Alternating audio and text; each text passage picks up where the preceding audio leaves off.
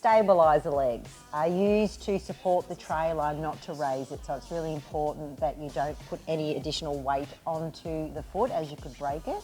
But let's have a look at how to use them. They're pretty simple. In this case, we've got the stabiliser leg backwards. You can actually swing them so that they're forward as well.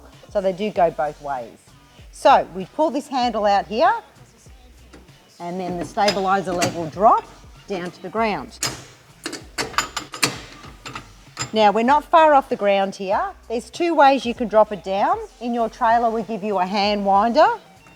So we put that on there.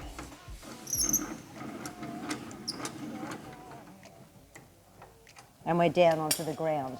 The other way you can do it is, if you've got a drill handy, you can use the drill to raise the leg. Okay, so it's pretty simple. Then in reverse, to bring it up, we pull the handle and drop it, swing it forward, or you can swing it backwards. We'll do it the other way this time.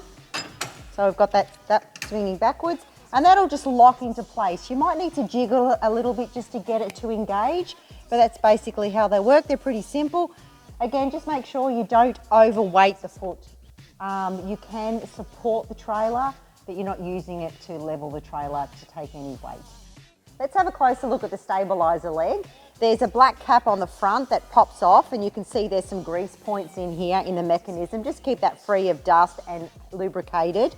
Also on the side we have here, I'll show you, these are the actual points of connection that will hold the leg in place. So when I say give it a bit of a wiggle, you just need to make sure that's what's happening. They're engaging in those holes. Also, if you find that you do crack one of these feet, give us a call, we can help out with that.